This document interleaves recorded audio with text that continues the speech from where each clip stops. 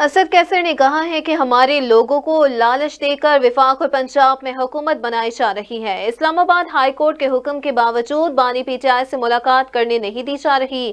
یہ بند کمروں میں فیصلے نہیں ہو سکتے ہیں۔ اس حوالے سے ہم پورا کیس تیار کر رہے ہیں۔ اس پر مزید ان کا کیا کہنا تھا، آئیے جانتے ہیں۔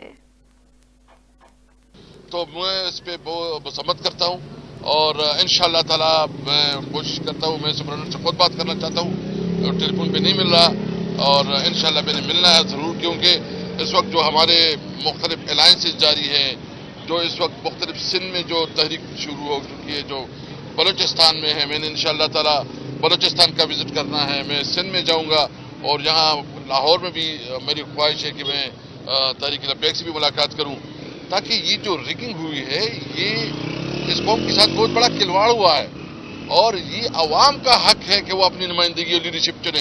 یہ بند کمرہ میں فیصلے نہیں ہو سکتے۔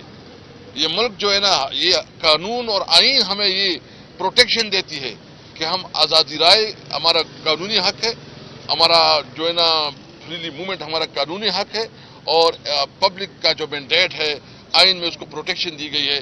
اس لیے انشاءاللہ اس کے اوپر بھی ہم پورا کیس تیار کر رہے ہیں، سپریم کورٹ میں بھی جائیں گے، اور اس کیس کو جو ہے نا ہم عدالت سے توقع رکھتے ہیں کہ اس وقت اگر آپ اپنے فنڈامنٹل رائٹس کے لیے جو ہماری جو ایک شہری کو حقوق ہے اس کے لیے سپریم کورٹ کھڑا نہیں ہوگا، تو شاید یہ بہت بڑا المیہ ہوگا، کیونکہ چیف جسٹس صاحب نے خود کہا تھا کہ میں آئین کو بالادست رکھوں گا، میں کسی کے ساتھ جو ہے نا، تو یہ ابھی ٹائم ہے کہ آپ نے اگر آئین کو بچانا ہے تو یہ ٹائم ہے کہ آپ ایکشن لیں۔